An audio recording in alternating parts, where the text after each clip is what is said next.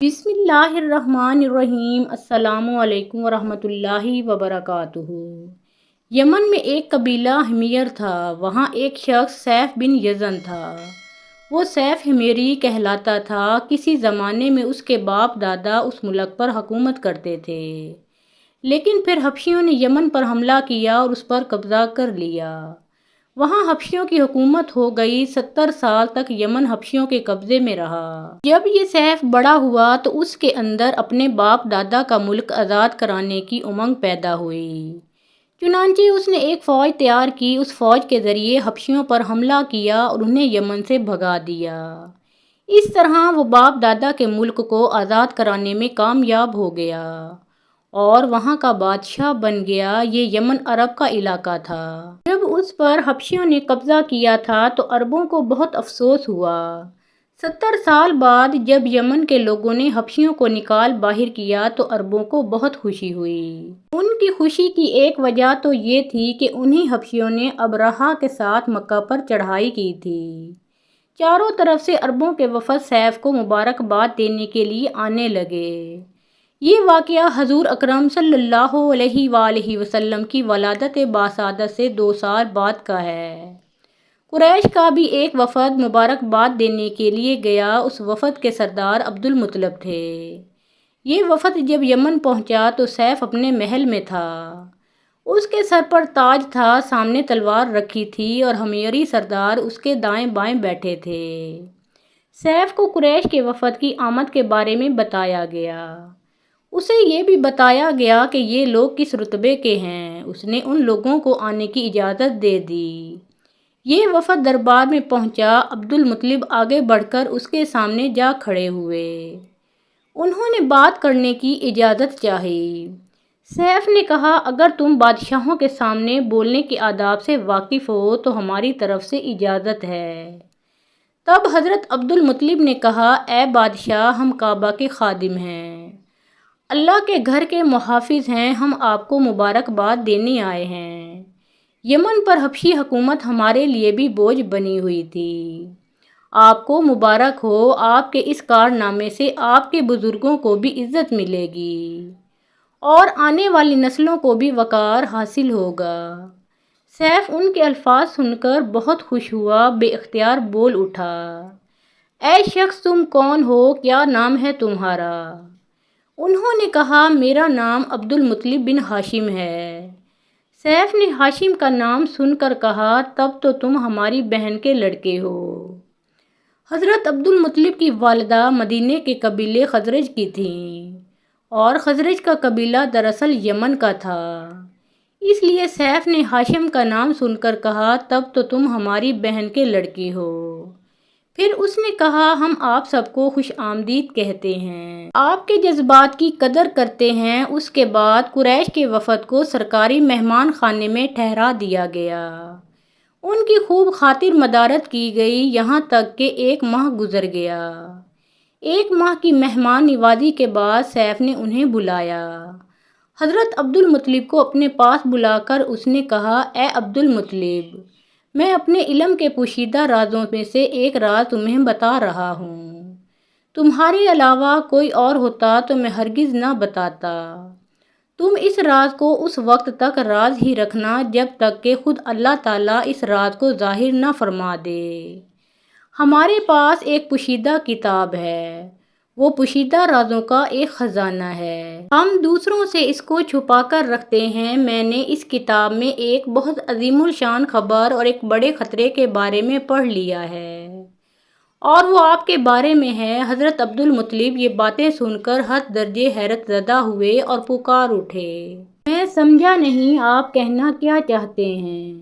بادشاہ نے کہا، سنو عبد المطلب، جب تہامہ کی وادی یعنی مکہ میں ایسا بچہ پیدا ہو جس کے دونوں کندھوں کے درمیان بالوں کا گچھا یعنی مہر نبوت ہو تو اسے امامت اور سرداری حاصل ہوگی اور اس کی وجہ سے تمہیں قیامت تک کے لیے اعزاز ملے گا، عزت ملے گی۔ حضرت عبد المطلب نے یہ سن کر کہا، اے بادشاہ، اللہ کرے آپ کو بھی ایسی خوشبختی میسر آئے۔ آپ کی ہیبت مجھے روک رہی ہے، ورنہ میں آپ سے پوچھتا کہ اس بچے کا زمانہ کب ہوگا۔ بادشاہ نے جواب میں کہا یہی اس کا زمانہ ہے، وہ اسی زمانے میں پیدا ہوگا یا پیدا ہو چکا ہے۔ اس کا نام محمد صلی اللہ علیہ وآلہ وسلم ہوگا۔ اس کے ماں باپ فوت ہو جائیں گے، اس کے دادا اور چچا اس کی پرورش کریں گے۔ ہم بھی اس کے آرزو مند رہے کہ وہ بچہ ہمارے ہاں پیدا ہو۔ اللہ تعالیٰ اسے کھلے عام ظاہر فرمائے گا اور اس کے لیے ہم میں سے یعنی مدینے کے قبیلے خزرج میں اس نبی صلی اللہ علیہ وآلہ وسلم کے مددگار بنائے گا۔ ہم میں سے اس نے اس لیے کہا کہ خزرج اصل میں یمن کے لوگ تھے، ان کے ذریعے اس نبی صلی اللہ علیہ وآلہ وسلم کے خاندان اور قبیلے والوں کو عزت حاصل ہوگی، اور ان کے ذریعے اس کے دشمنوں کو ذلت ملے گی، اور ان کے ذریعے وہ تمام لوگوں سے مقابلہ کرے گا، اور ان کے ذریعے زمین کے اہم علاقے فتح ہو جائیں گے۔ وہ نبی صلی اللہ علیہ وآلہ وسلم رحمان کی عبادت کرے گا، شیطان کو دھمکائے گا، آتش کدوں کو ٹھنڈا کرے گا یعنی آگ کے پجاریوں کو مٹائے گا، بتوں کو توڑ ڈالے گا، اس کی ہر بات آخری فرمان ہوگی، اس کے احکامات انصاف والے ہوں گے، وہ نیک کاموں کا حکم دے گا، خود بھی ان پر عمل کرے گا، برائیوں سے روکے گا، ان کو مٹا ڈالے گا۔ عبد المطلب نے سیف بن یزن کو دعا دی، پھر کہا کچھ اور تفصیل بیان کریں۔ سیف نے کہا غلاف والے کعبہ کی قسم جن کی شہرت دور دور تک ہے، اے عبد المطلب اس بچے کے دادا تو تم ہو، اس میں کوئی جھوٹ نہیں۔ حضرت عبد المطلب یہ سن کر فوراً سجدے میں گر گئے، اور پھر سیف نے ان سے کہا اپنا سر اٹھاؤ، اپنی پیشانی اونچی کرو، اور مجھے بتاؤ جو کچھ میں نے تم سے کہا ہے کیا تم نے ان میں سے کوئی علامت اپنے ہاں دیکھی ہے؟ اس پر حضرت عبد المطلب نے کہا ہاں، میرا ایک بیٹا تھا، میں اسے بہت چاہتا تھا، میں نے اس کی شادی ایک عفت مآب خاتون آمنہ بنت وہب بن عبد مناف سے کی، اس سے میرے بیٹے کے ہاں ایک لڑکا پیدا ہوا، میں نے اس کا نام محمد صلی اللہ علیہ وآلہ وسلم رکھا، اس کا والد فوت ہو چکا ہے، اب میں اور اس کا چچا ابو طالب اس کی دیکھ بھال کرتے ہیں، اس کے کندھوں کے درمیان ایک نشان ہے اور اس میں وہ تمام علامتیں ہیں جس کا تو نے ذکر کیا۔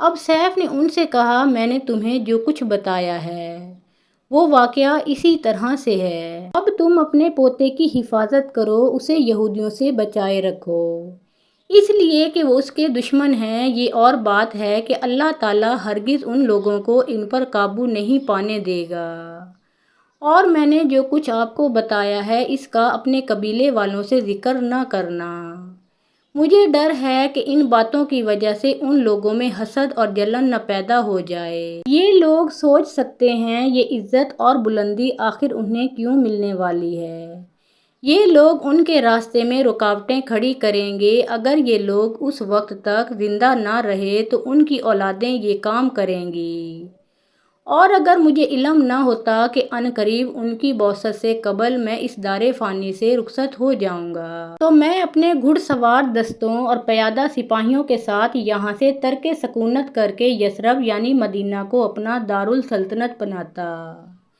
کیونکہ میں اس کتاب میں یہ بات پاتا ہوں کہ شہر یثرب ان کی سلطنت کا مرکز ہوگا، ان کی طاقت کا سرچشمہ ہوگا، ان کی مدد اور نصرت کا ٹھکانہ ہوگا، اور ان کی وفات کی جگہ ہوگی، اور انہیں دفن بھی یہیں کیا جائے گا، اور ہماری کتاب پچھلے علوم سے بھری پڑی ہے، مجھے پتہ ہے اگر میں اسی وقت ان کی عظمت کا اعلان کروں تو خود ان کے لیے اور میرے لیے خطرات پیدا ہو جائیں گے، یہ ڈر نہ ہوتا تو میں اسی وقت ان کے بارے میں یہ تمام باتیں سب کو بتا دیتا، عربوں کے سامنے ان کی سر بلندی اور اونچے رتبے کی داستانیں سنا دیتا، لیکن میں نے یہ راز تمہیں بتایا ہے، تمہارے ساتھیوں میں سے بھی کسی کو نہیں بتایا۔ اس کے بعد اس نے حضرت عبد المطلب کے ساتھیوں کو بلایا، ان میں سے ہر ایک کو 10 حبشی غلام، 10 حبشی باندیاں اور دھاری دار یمنی چادریں، بڑی مقدار میں سونا چاندی، 100 اونٹ اور عنبر کے بھرے ڈبے دیے، پھر حضرت عبد المطلب کو اس سے کئی گنا زیادہ دیا اور بولا سال گزرنے پر میرے پاس ان کی خبر لے کر آنا اور ان کے حالات بتانا۔ سال گزرنے سے پہلے ہی اس بادشاہ کا انتقال ہو گیا، حضرت عبدالمطلب اپنی قوم قریش سے کہا کرتے تھے، اے قریش، تم میں سے کوئی شخص مجھ پر اس لیے رشک نہ کرے کہ شاہ یمن نے مجھے بہت نوازا تھا۔ یہ مال تو ختم ہونے والی چیز ہے، بلکہ مجھے اس شرافت کی مبارکباد دو جو ہمیشہ باقی رہے گی۔ اور جب پوچھا جاتا کہ وہ شرافت کیا ہے تو آپ جواب دیتے کہ وہ ضرور ظاہر ہو کر رہے گی، خواہ اسے کچھ وقت ہی لگے۔ محترم ناظرین، پیارے آقا محمد مصطفیٰ صلی اللہ علیہ وآلہ وسلم کا پیارا نام ایک بار کامنٹ سیکشن میں ضرور لکھیں۔